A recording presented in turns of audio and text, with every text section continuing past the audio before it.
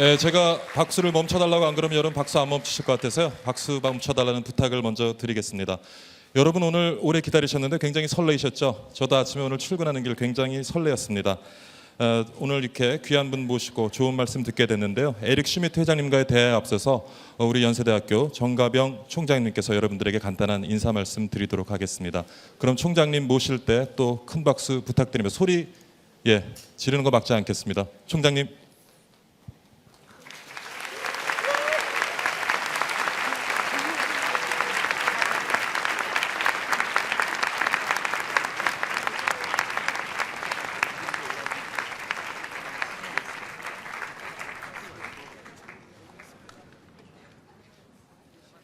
네, 여러분 안녕하세요. 우리 슈미트 회장님 계셔서 간단히 영어로 웰커밍 리마크를 하겠습니다.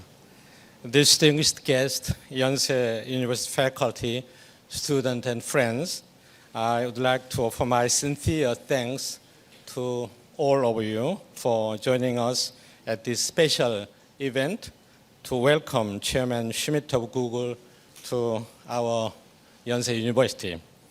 Like all of you, I am very excited to have a chance to meet Chairman Schmidt and to listen to his talk today.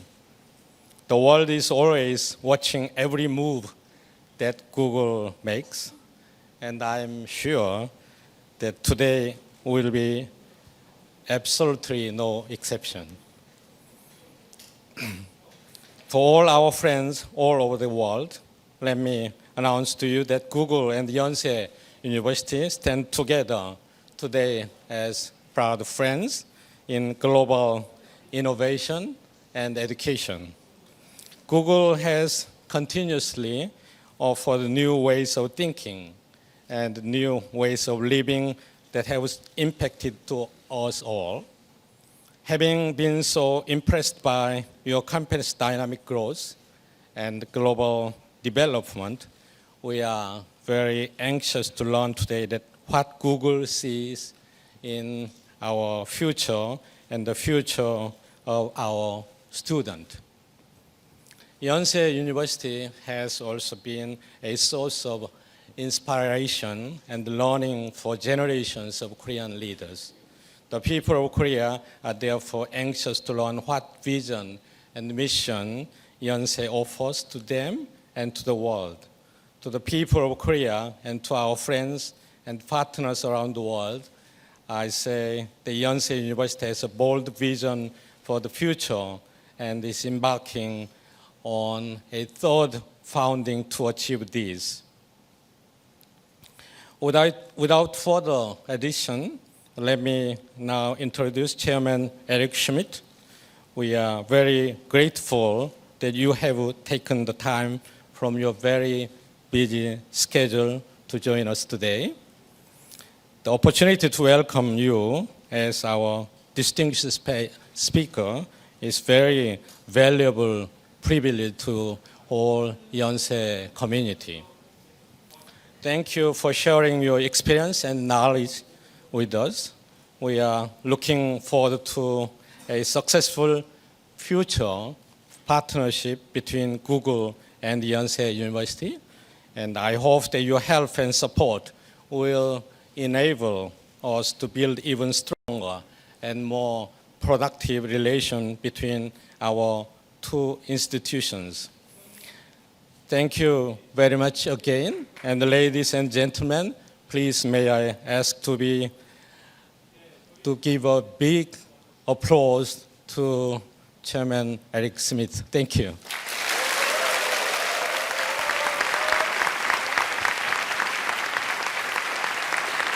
네, 총장님 말씀 감사합니다. 본격적인 행사가 시작되기 전에요. 양해 말씀 다시 한번 구하겠습니다.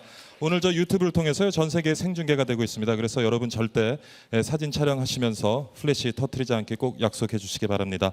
자, 그러면 오늘 진행을 맡아주실 MBC의 서현진 아나운서에게 마이크를 넘기도록 하겠습니다. 부탁드립니다.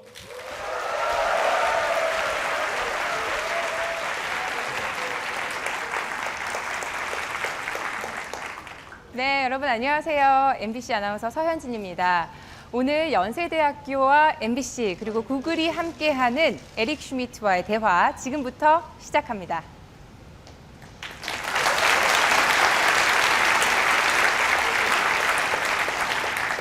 Well, good morning, everyone. My name is Hyunjin Seo, and I am a broadcaster at MBC. It's my great pleasure to be a part of this event this morning. Morning Chat with Google's Eric Schmidt is co-hosted by MBC, Yonsei University, and Google. All right, before we start the session, I'd like to tell you a little bit about Google for those of you who haven't heard of it yet. Yesterday, the 27th, was Google's 14th anniversary. 14 years from its founding, Google today is more than just the world's best web search engine. It is one of the most influential companies in the world, not just in the IT industry, but in other various areas.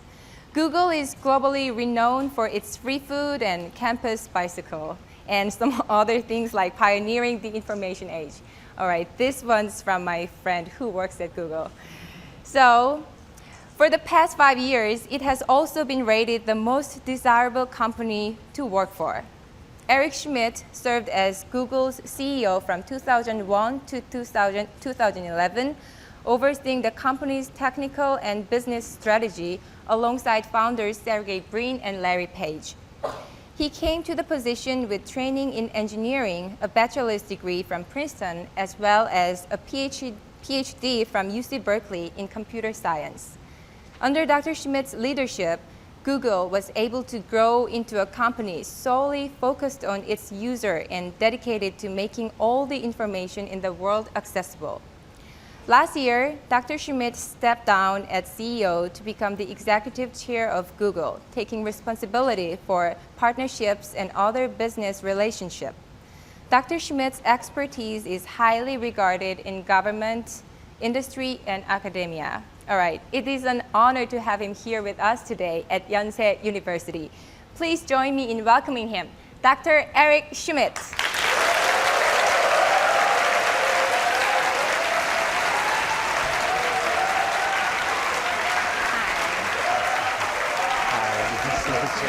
you.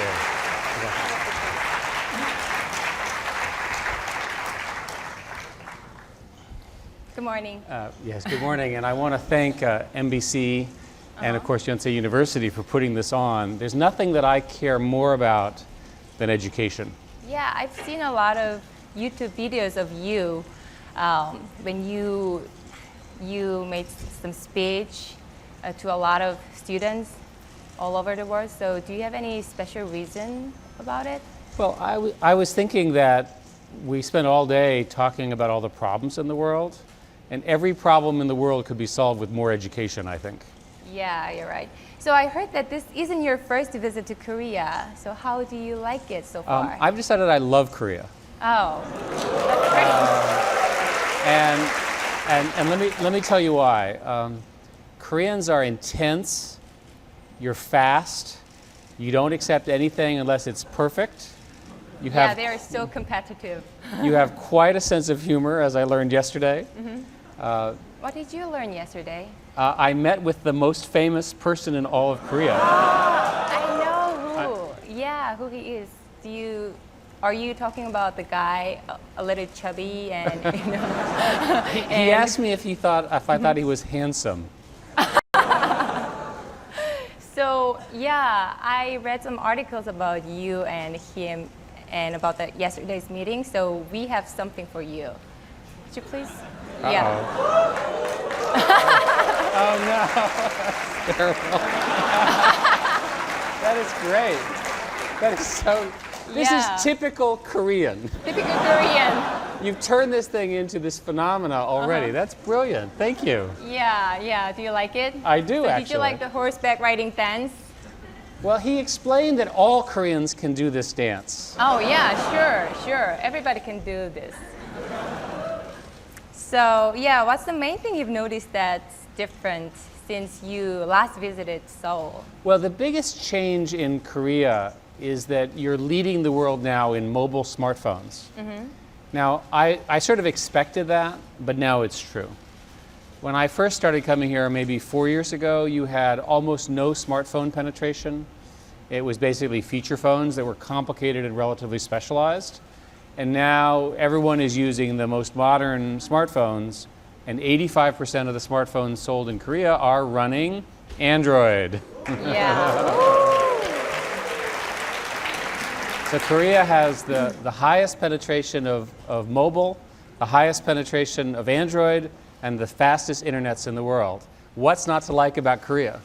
Yeah. So you mentioned the third flow of the internet yesterday, and you said Koreans leading the third Absolutely. flow. So can you tell me about it? One way to think about the history of your country is that maybe 10 years ago, the government and private industry decided to make a bet on broadband. And when the country made the bet on broadband, it unleashed the power of young people. In particular, it developed a whole category called mobile gaming. And as you know, Korea leads the world in gaming and so forth. I'm amazed that you're here and not playing games. Right, that's how strong that industry is. And the quality of the work done there and the connectivity and ability of doing things in parallel and broadband, I think met the emotional and cultural need of Koreans to do things quickly. So if you think about it now, everything's interconnected and everything is instantaneous because of broadband and because of all that technology. So to me, the biggest change has been that you went from relatively specialized solutions, your own phone systems, your own gaming systems, to really using the internet as a global platform. This is important because it means that the businesses that you all found will have a global audience, not just a Korean audience. Yeah, so your meeting today, our meeting today reminds me of your commencement speech at Berkeley. I was there actually You this were? spring. Yeah, I graduated from Berkeley this spring. This spring? Yeah. Wow. Yeah, this past spring. So I actually attended your commencement speech. Yes, yes. It was awesome. Thank you for such a wonderful, inspiring speech. Thank you. Berkeley is a great university, and it's an example of a problem that America has now. Oh. That the great state universities in America are having trouble because the states are nearly bankrupt. Oh, yeah, you're right. And so this is a private university. You have a tradition of private education in Korea, but the state universities are important too. So I had to pay a lot. Yeah. You would have paid a lot more if it were a Yeah, private more. university. Yeah, so in your speech, you said that when we are awake, we are all online and we are connected. It was Yes. really impressive. One of the questions is, when you all wake up in the morning, what is the first thing you do? Find You my check your smartphone. phones. Yeah. You check your phones.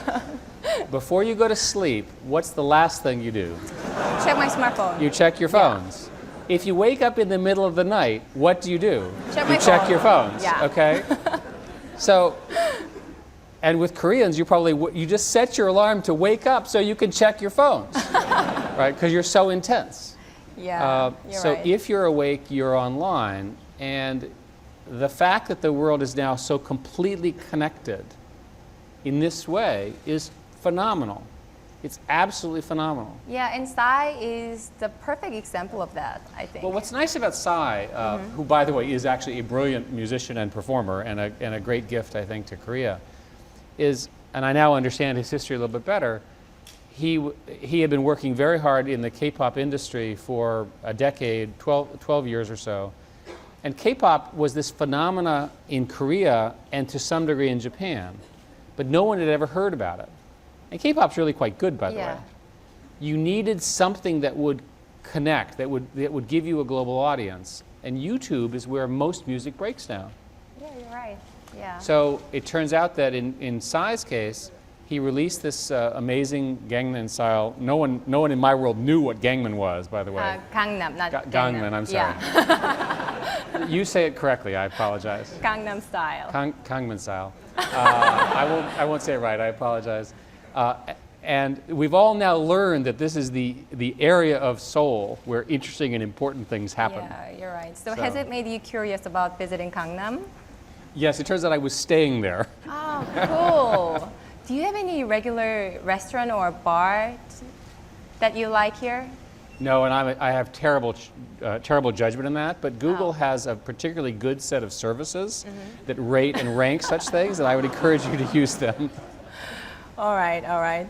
So, yeah, in your speech, you also emphasized the importance of innovation and entrepreneurship. So, do you think these also apply to students growing up Korea, Absolutely. seeking to become successful? What are the characteristics of entrepreneurs? They're visionary, they're smart, they're well-educated, they're aggressive, and they take risks. Does this sound like Korea? Sure sounds it to me. Well, I don't know, but some Koreans, especially some young, really smart and brilliant Koreans, they just end up going to law school or med school, you know, instead of launching startup companies. I am happy for them to go to law school and med school and then do their startup.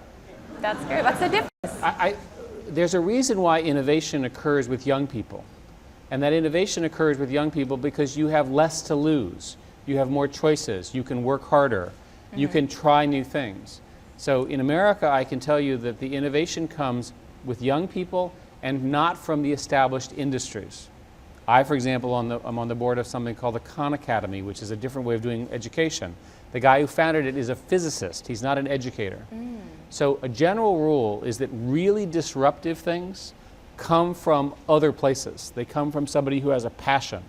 And I can think of no better group than the people in front of me to think about what is your passion and try it. And in the worst case, you'll have had an interesting experience, you'll fail at what you're doing, and then you can get a nice comfy job in a normal place. Nice comfy job, like, you know, being a doctor or...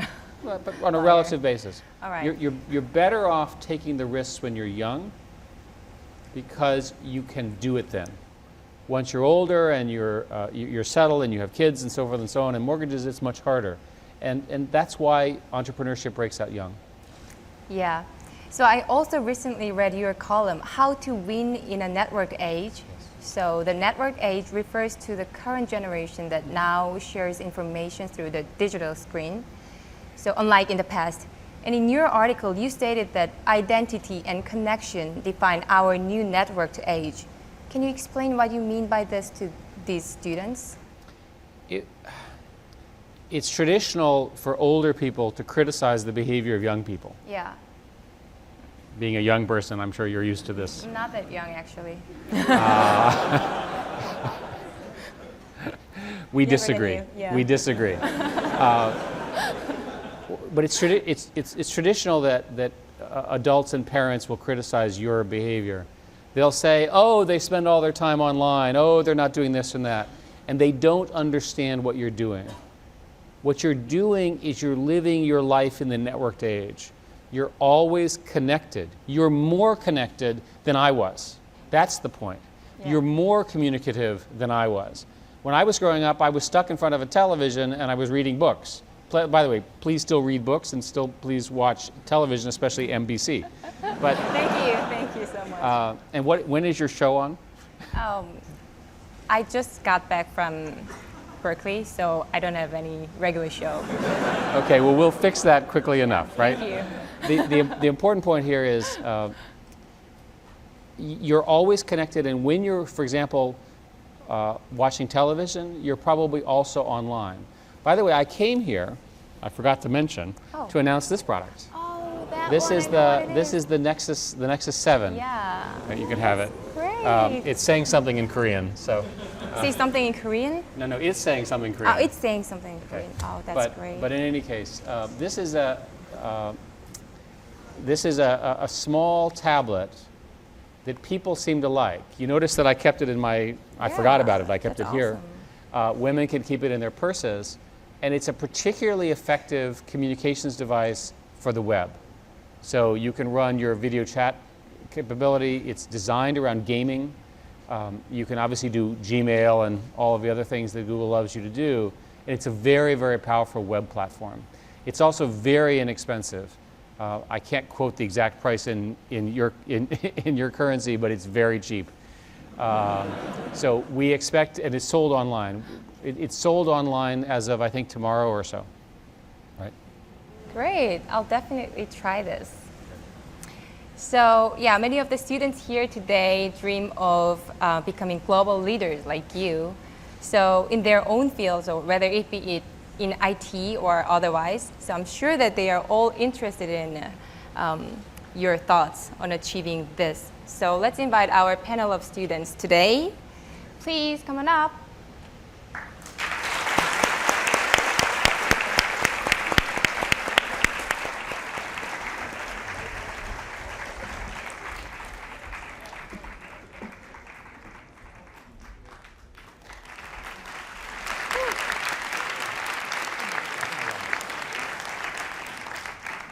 All right, we have invited a panel of 5 students here.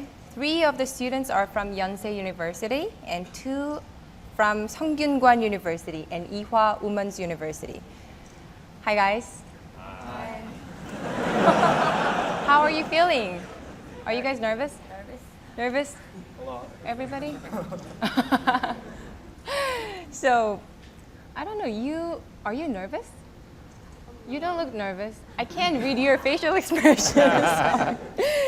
So yeah, so which of you would like to open up the conversation today? Oh, no. All right. It's an honor to see you, Mr. Schmidt. Oh, thank you. My name is Sujin from Ewha Women's University. My question would be: when you're in college, what was your dream? What did you dream of becoming? And did you ever expect that you're gonna become a CEO? No. No, in fact, I thought it would be sort of stupid to be a CEO. When I look back, I was at Berkeley, and I was a programmer. And this was a time when the computing world was very small, but I spent all night programming. To give you an idea of how gaming worked, there was one game that you could play, which was called Adventure. And my friend Mark and I decided to skip all of our classes for 4 days, and we became grand masters of Adventure, and then we stopped. So it was the same personality as today when I think back, but we had no connectivity. I built the first network at Berkeley that connected 20 or so computers. Now there are tens of thousands. But what I remember the most was that I really loved what I was doing. In my case, I loved computer science. And so one of the suggestions I would make is that if you want to ultimately be a CEO, the best thing to do is not to want to be one, but instead to love what you're doing and do it so well and learn and then use that as a series of stepping stones. And that's, I think, better, because the hard work I did when I was your age really served me much later, because I remembered it. I remembered the way to think about it. I'm curious, what was your first job right after graduating from Berkeley or? I worked at a research lab called Xerox Palo Alto Research Center. Research staff. And Xerox was where I was just a young intern, and all of 20, 21, 22 years old. And I was working for these giants of the field who seemed incredibly old to me. They were all about 30. And that was where I learned a lot about how the technical infrastructure of the world would work. This is the place where the Ethernet was invented, where laser printing was invented, where the personal computer was invented. So do you still remember what your first task was back then? Well, I was a programmer, so in fact I wrote my first real job was I wrote a product called Lex when I was at Bell Labs. The programmers here will know what this is. It's shockingly still in use. Oh, it sounds like you must have been a typical computer Yeah, I think today you would say I was a computer nerd. Sorry, I didn't want to so- use that word. And we celebrate these people. We hire them. Great, great. And this generation of programmers is far better than I ever was, because they start so young. So if you're a gifted programmer, will often start at the age of 13 or 14, and it just makes sense to them. Right. So, next question. What's your question? Good morning, Eric. It's an Hi. honor to be here with you today. Thank you. A lot of college students are not willing to push themselves out of their comfort zone because they fear the risk of failure. How would you advise college students to be bolder? I think that that's always been true. You know, I would like to tell everyone here to go off and take every risk known to man, but most people ultimately don't take the risks. We ultimately work for founders. So I, for example, who am urging you to take all these risks, I didn't when I was your age, okay? And now I work with two very young and brilliant founders. So it is the truly gifted entrepreneurs are different from the rest of us, and we need to celebrate them.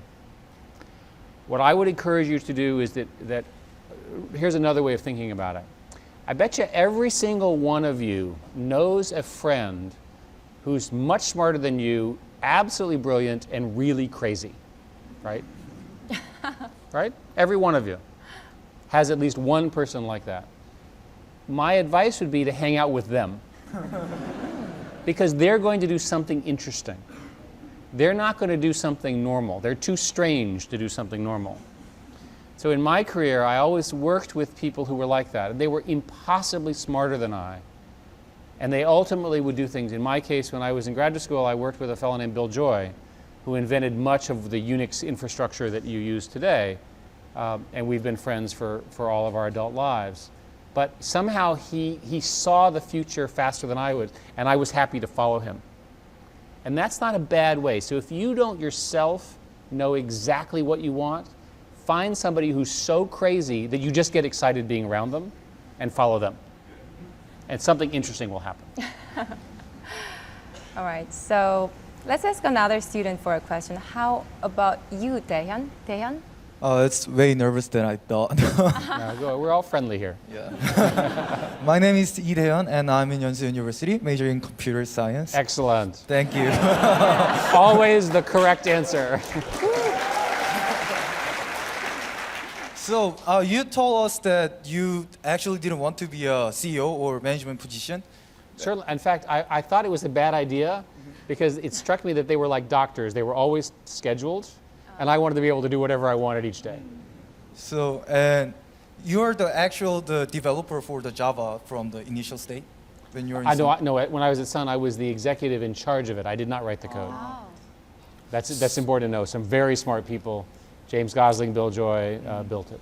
So my actual question is this one. Actually, you were the engineer, and now you change your career as a management. So what makes you to shift your career path like that? Well, there's two reasons. The one is you're probably a really good programmer right now. Are you?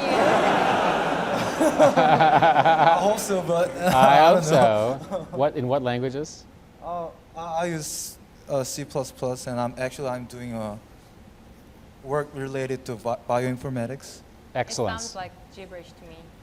C++ is a computer language that was invented that was invented at Bell Labs in the 1970s by a guy named Bjarne Stroustrup. And bioinformatics is the most interesting new kind of application of information, that's how I would describe it, to biological systems. And it will revolutionize the way medicine is done, for example. So you're right at the forefront. Well, the good news or bad news is that as you get older, you'll probably not be as good a programmer as you are now, but you'll be a much better human leader. You'll understand it better. And what will happen is you might ultimately want to lead people. And I would say that no matter how good a programmer I was, it's much more powerful to be the executive in charge of 10,000 of them than to be one.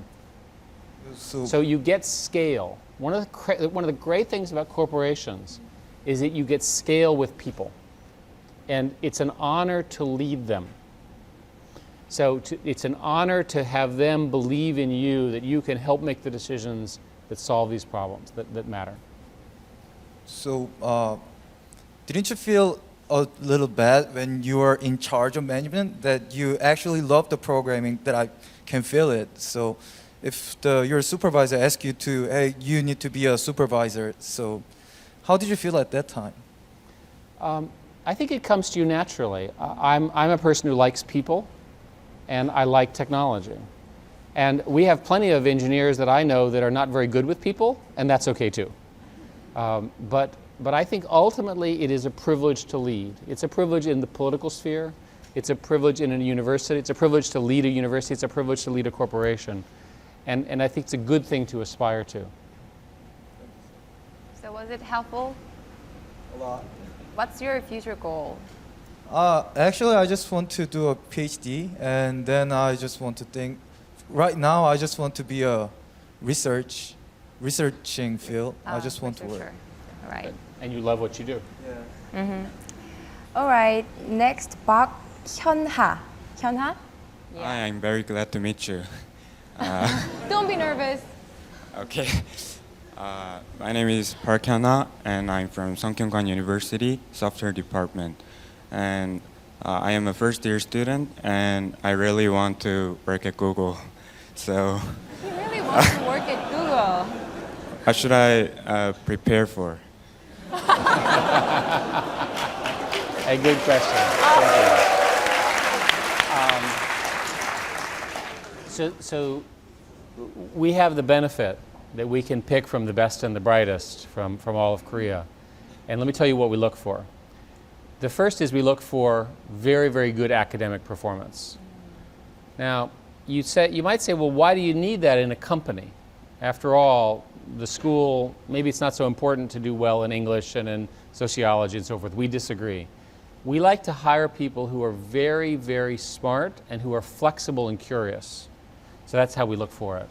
And then the second thing is that it depends on what your area is. But if you're in engineering, you really need to be very good at that particular part of engineering. The other thing is we like you to be unusual.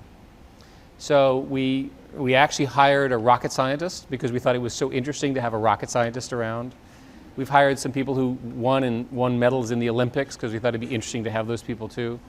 So anything that really pushes you to be exceptional, a special hobby or a special gift, I think makes you a more interesting person.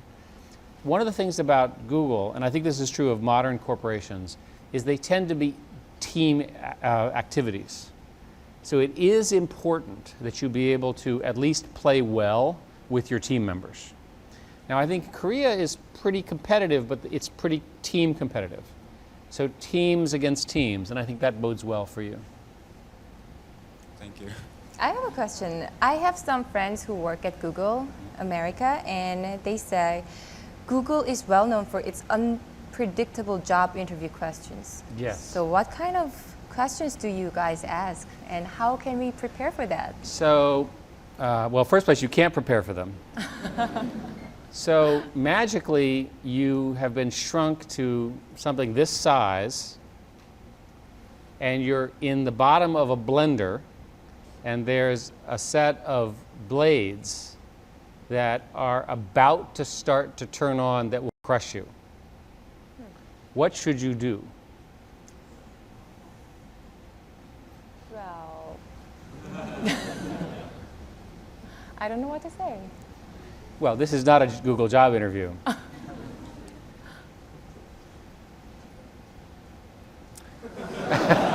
You have 4 years to think of the answer. All right, just think about that.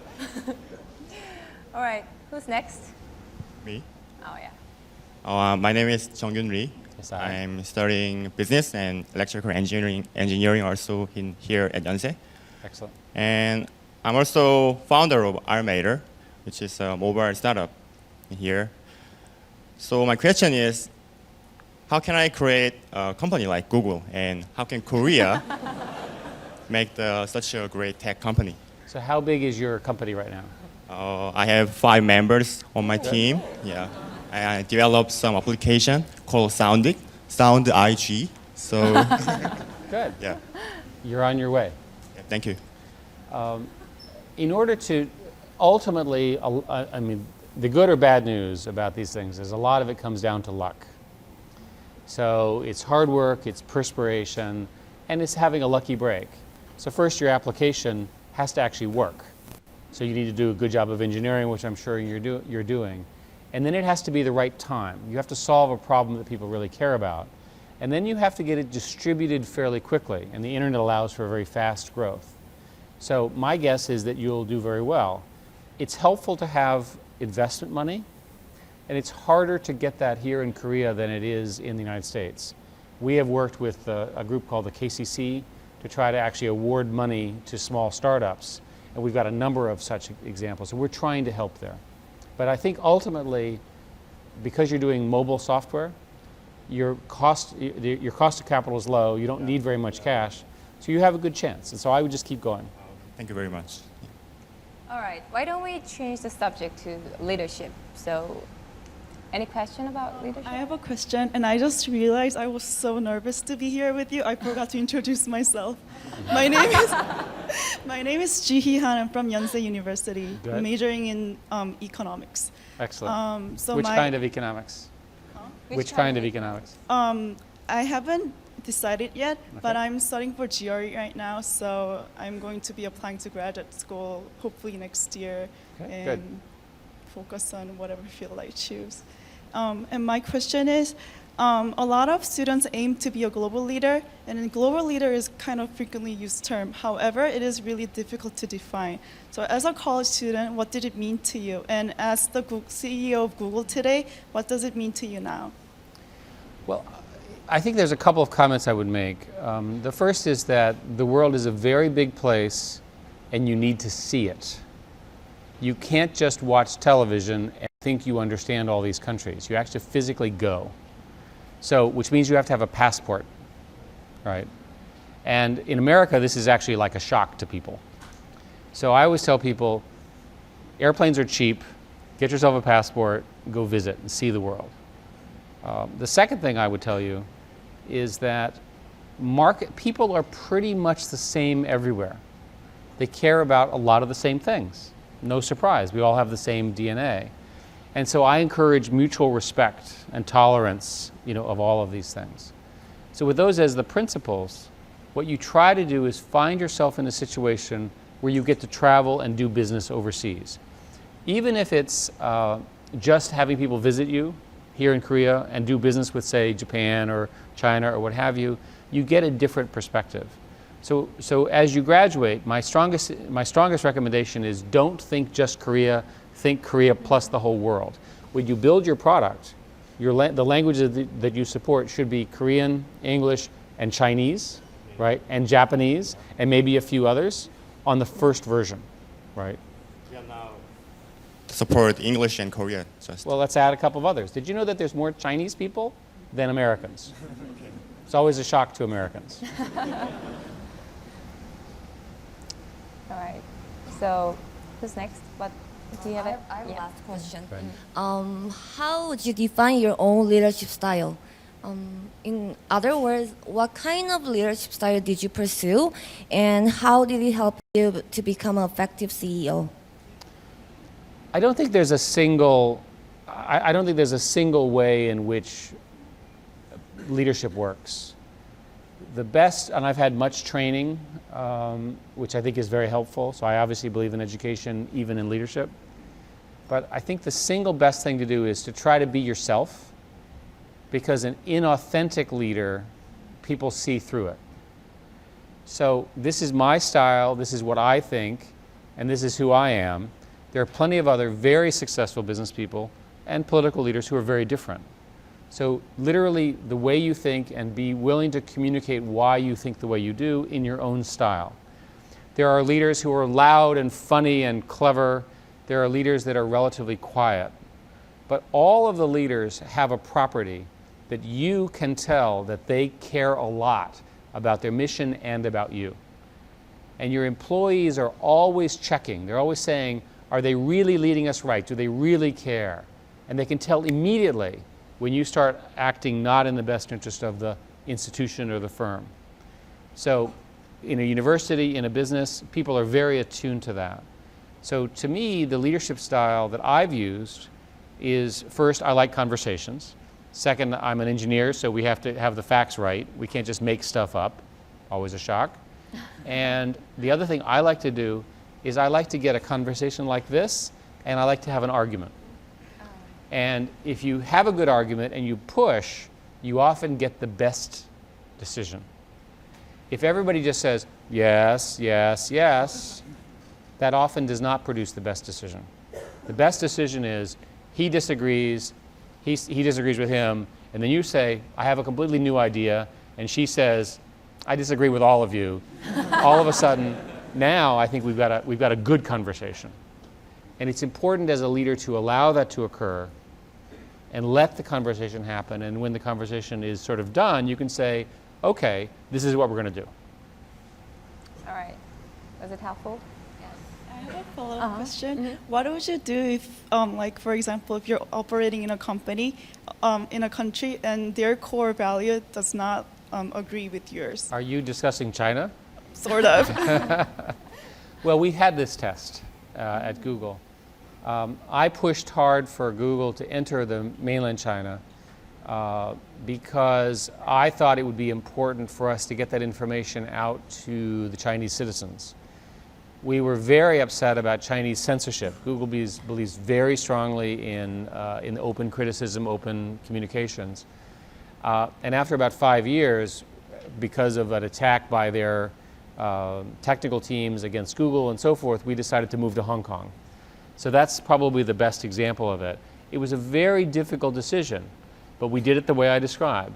We had a series of meetings. Everybody had an opinion.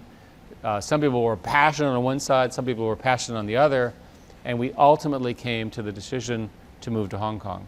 But it was but what I like about the decision was that we argued it through very thoroughly. So everybody saw that we made the decision and saw why we made the decision internally. So then we had buy-in from our employees who didn't also agree on either side. All right.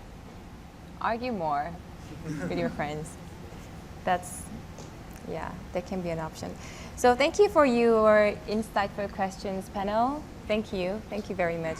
And I'm sure that many students here also want to ask a lot of questions to you, and Sure. They also have a lot of questions for you. So why don't we receive some live questions from the audience? Wow. What's that? This person has even put up his email address. Wow, that's awesome. So, any questions? All right. Black shirt? Yeah. Hi, my question is, what technology will Google be focusing on 10 years later? Do you picture anything? 10 years from now? Yes. We have trouble thinking about the next 5 years. Maybe I could answer it by saying what I think will be true 10 years from now. Many of the things that you have in Korea now will be true in many other countries. So many countries will have the kind of broadband that you have and very high mobile penetration. One of the most exciting things that's going to happen is that in the next 5 years, most of the rest of the world that has feature phones will develop low-end smartphones. So all of a sudden, we'll have 5 or 6 billion people with web browsers. Now, they won't be as powerful as the phones you have today, I don't think, but they'll be good enough. So we'll hear from them in their language, with their creativity, and maybe there'll be wonderful companies formed in their countries that are just as successful as the ones here in Korea, and I think that's wonderful. So with respect to technology, the biggest change is going to be that technology disappears. In other words, it just is seamless. When you wake up in the morning, you look and somebody tells you, the screen turns on and it says what's happening in the world that you care about, and then you can decide if you want to go back to sleep or if you have to get up. You will, of course, get into a driverless car, because it's much safer to let the car drive you than you drive the car. And you'll go to work where you'll be connected by screens and by information, and the computers will help you decide what you should do today in your work, for entertainment, what your friends are doing, and so forth. There will be massive new companies that do this. There'll be global companies that are in the information age. And I certainly hope Google will be one of the key platform companies doing that.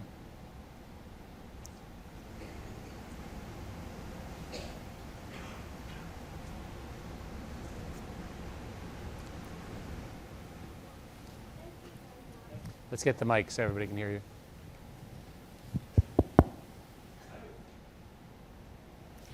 I love up the morning chatting with you, and I'm Nami Kim, and I'm doing a startup on the web with some other students. There's my favorite saying by you that find a way that you can say yes to things. Yeah. So here's my question. Do you have any intention to share 5 minutes? To share 5 minutes with my startup team personally? At any time, anywhere. We can come anytime, anywhere for 5 minutes with you. Well, afterwards, why don't you tell me more about your company and I'll take a look at it. How's that? Oh, So, and this is where you can contact me. Dio at Yeah. Taj, will you write this? Taj is taking a picture. That way we remember. Okay. Thank you. Thank you. Thank you, Mrs. Kim. Thank you very much. you. So, who's next? Trench coat. You, the girl. Yeah.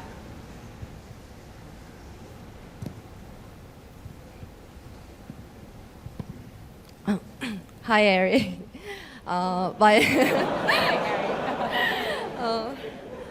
My question can be a little bit personal, and when you should make really important decision and you cannot do it easily, what do you do to organize your thoughts? Like jogging or playing with your dog, like that? No, that's a very good question. And by the way, I want you to notice that she read from her phone where she had written her notes. That's the future. Right, that is literally, she represents the future, which I think is great. There are many decisions that are very difficult. When you find yourself in that situation, talk to your friends and take the time to think about it. There is a myth in society of the lone brilliant decision maker. You tell me, you tell me, you tell me, I go home, I come back tomorrow morning and I announce the right decision. This never produces the best decisions. The best decisions are collaborative, involving a constant iteration of conversation. So if you're not sure what to do, stop, talk to your friends, and come to a consensus of what you should do. And do it by arguing, saying, well, what if? If I do this, how will I feel? What will happen here? Think about the consequences. It's always true. There's lots and lots and lots of literature in psychology that better decisions are made by groups under pressure than individuals under the same pressure. So, do you have a lot of close friends who can share your worries? Yeah, in Google's case, Larry and Sergey and I have worked together for 11 years, and we've agreed to work together for many more decades. And when there are really difficult questions, we have that kind of a conversation and see if we come to an agreement. There's a fellow named Bill Campbell who has served as my mentor and coach for many years. And he's a brilliant man. And if I am confused, I've learned to always start by asking him a question. What do you think? What's your reaction? So you need these people. And if it's not somebody like that, it's someone who's a religious friend, a pastor or what have you, or somebody in your family, or a parent, or what have you. But you need to talk to people to make the best decisions.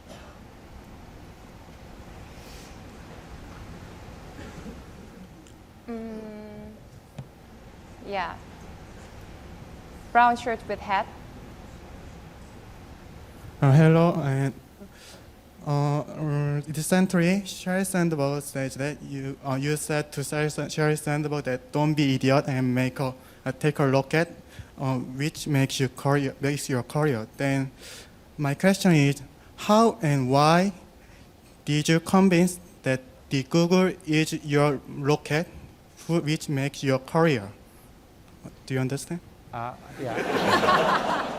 Because of the acoustics, maybe you could repeat it for me? Oh, sorry, I didn't understand.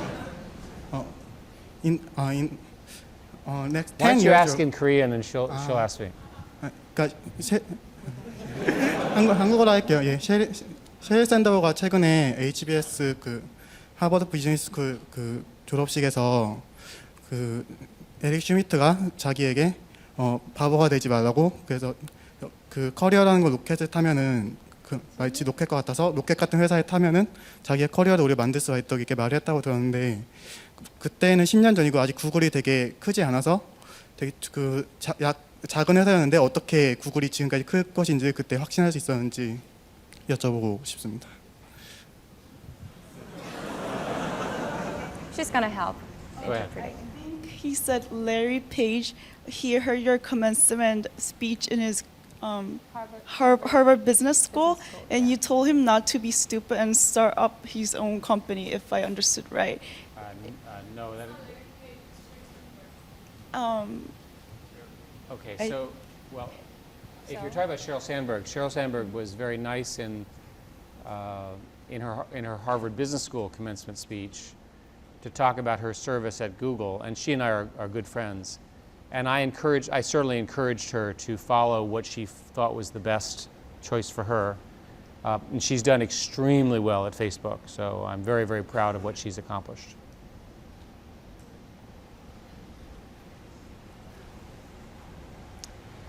The gray shirt. My name is David. I'm a student actually at Chico State. Maybe you know this. Yes, of course. And I'm curious, for those of us who want to start our own businesses, how valuable do you think it is if we go into the corporate world for a few years prior to get this experience? Or do you feel it's best to shoot right out the door of college? I think a lot of it depends on the situation. There are plenty of people who have done both paths. It's very important if you go into the existing corporate world and you want to be an entrepreneur that you do it for a short period of time, not for 20 years. Because when you leave from the university, your knowledge is so current. So my advice would be you sort of score choice A and choice B, and you look at, here's a job where I can learn a lot working within this good corporation, versus here's something where I can do my own thing. Most people end up choosing the corporation because they ultimately decide, after appropriate discussion and review, that they still have a lot to learn. But there's some people who are so convinced that they're right that they go right out of college, and I think that's great. Thank you.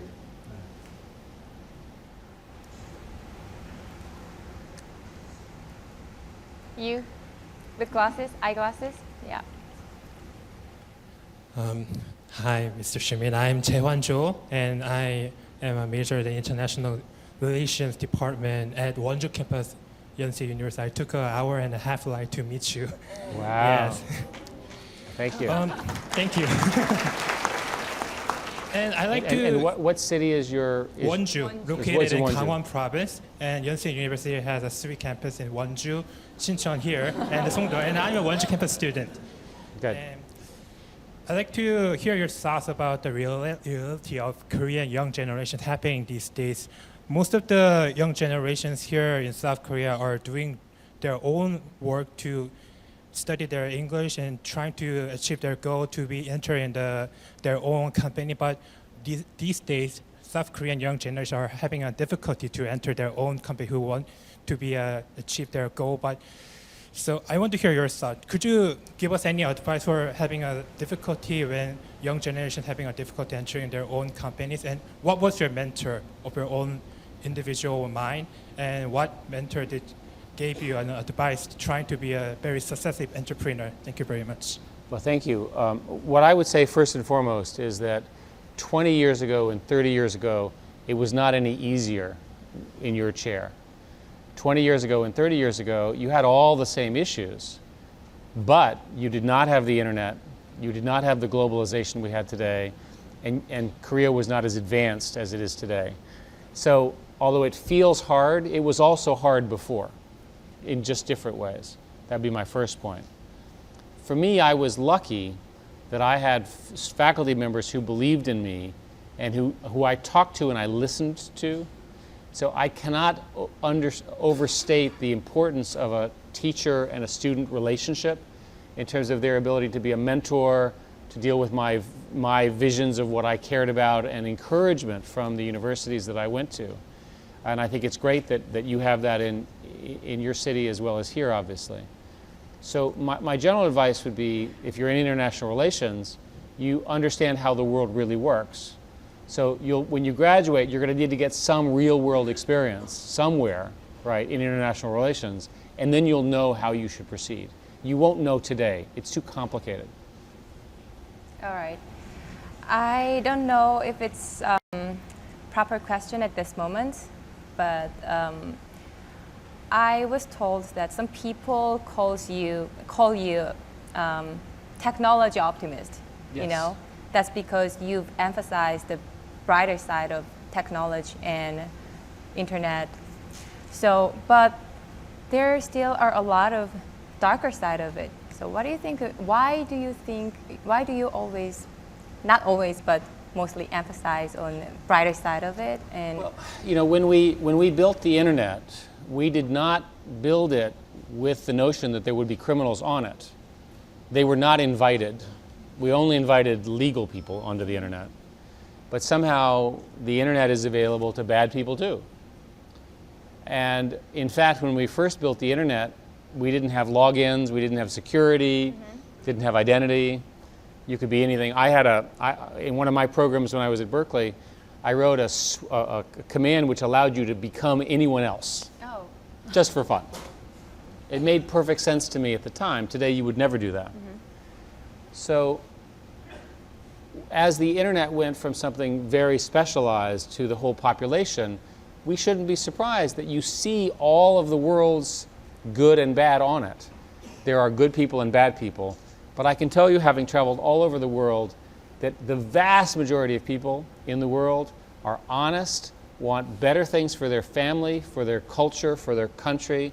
They believe in their system, they believe in the future, and that's what we should focus on. What happens in the internet, and in particular in the media, is there's always an attention on the particular bad thing, which I understand, but the fact of the matter is the overwhelming uses of these things are good. And I think we should view that. It's the same as with telephones. Did you know that criminals use the telephone to talk to each other and plot crimes? I think we should take the telephones away from those criminals. Make sense? yeah. So when I look at the impact of getting everybody connected, and the hive of information and this optimism, I think it's very good. I really do, for the world. Go ahead. All right. I think we should cut the questions. So, yeah. This will be the last question. Gray shirt with stripe. Yeah.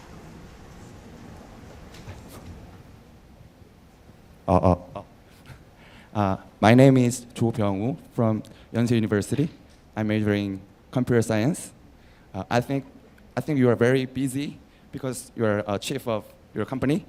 But what do you do to be a good father? And as an executive of your company, I think it's very hard to be a good father and executive. So I want to be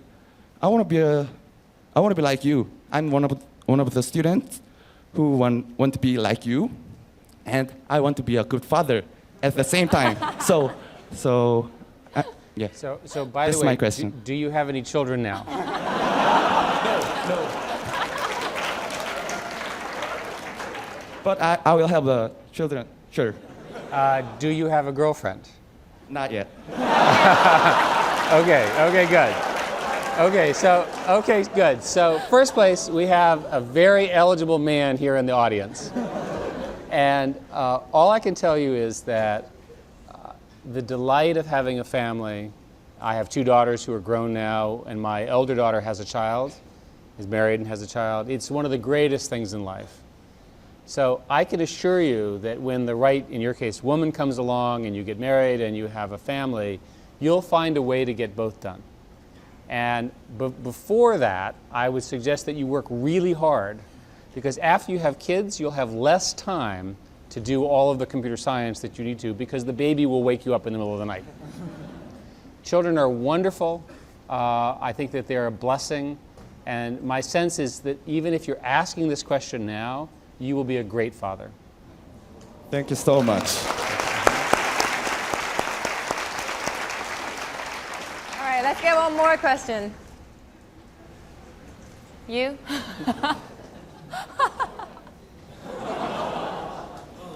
Is that a new Korean dance? No, I understand Korean dance is a particularly sophisticated form. Oh. Oh, that's a bow. Bow. Okay, Yeah. I got it. Oh, thank you so much for this opportunity. Mine is about translation. Yeah, this is a 1998 version of Google and Naver. Yeah. One is Korean, one is American. Well, the thing is, one is in English, which is a wide language, and one is in Korean. So I was curious about, I'm running a manuscript translation startup right now, and right now I'm compiling Korean language and instructing English to you.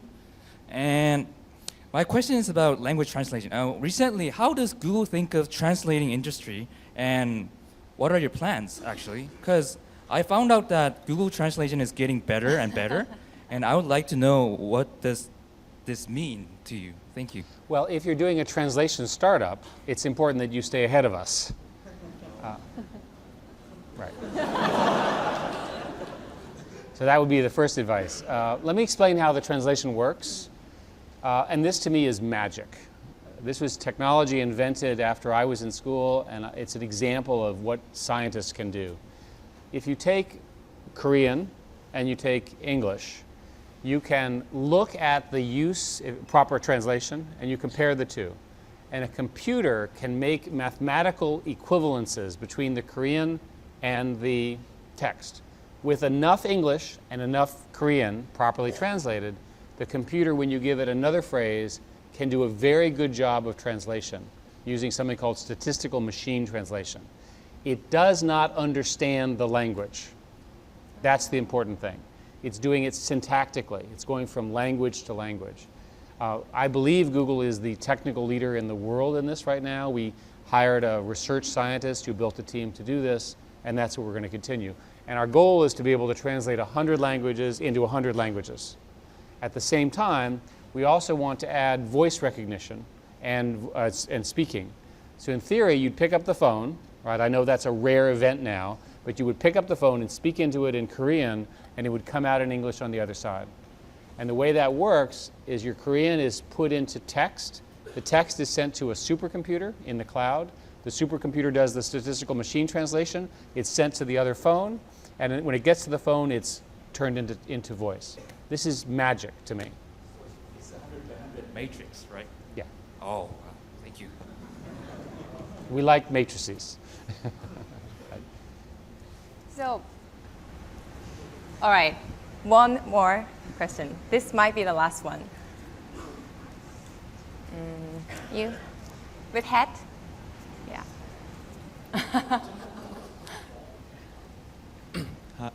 Hi. My name is Eun-Kyung. I'm from Yonsei University. What was the most difficult thing in your career? I mean, and how did you overcome it? The most insecure? Most difficult? Most difficult. Yeah. When I was at Sun for 14 years, and I was approached to become the CEO of Novell. And Novell was a very famous company that did networking, which is something I care a lot about technically. And when I got to Novell, I discovered that there were financial issues and difficulties inside the company that I was not aware of. It was a true startup. And I remember this moment about 2 months into it, and I brought one friend with me from Sun, whose name was Raymond. And I looked at Raymond and I said, Raymond, all we want to do is get out of here with our reputations intact legally. Because I was so worried about what I had found. But we didn't panic, and we sat down and we figured out a way to get Novell to do pretty well. And indeed, Novell did pretty well for a while.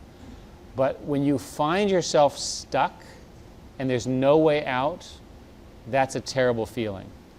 And hopefully a great leader, and hopefully you'll be a great future leader, when you find yourself in that situation, rather than screaming and panicking, right, which is what you want to do, you'll sit down and basically go and write down what it's going to take to actually do it. But I remember that very, very clearly.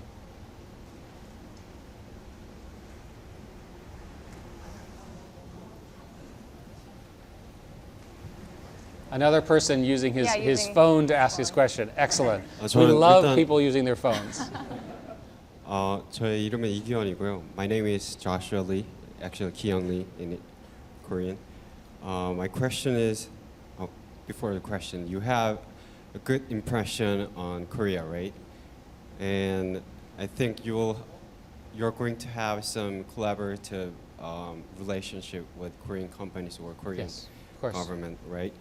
So how about having, do you have any vision on this university, Yonsei University? And do you have any plan to have some collaborative relationship with this Yonsei University in research, especially engineering department?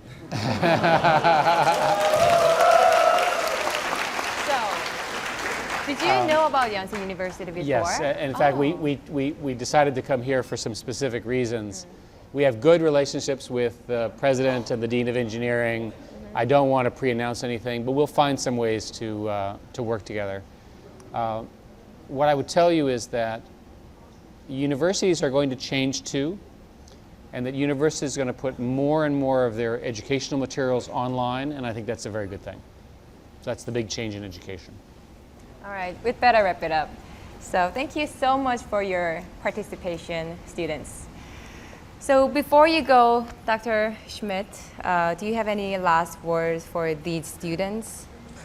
You know, it was interesting. One person, it's Mrs. Kim, talked about yes. What I would like people to appreciate is that yes is a very powerful word. Try to say yes to things. Try to say yes to a new opportunity that comes along. Try it. Don't just sit there and wait. Keep trying it. Yes is how you get your next job.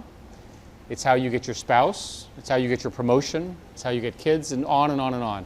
Yes is a very, very powerful way to live your life. And if you do it with people who are like-minded, you will have a tremendous life and you'll have a great time. Thank you. Thank you. Thank you so much for your time. It was a great honor to see you. Yeah. Please give him a big round of applause. Thank you very much. I need to do one more Korean. Can you guys stand over there? Sorry. 아직 다 안 끝났어요.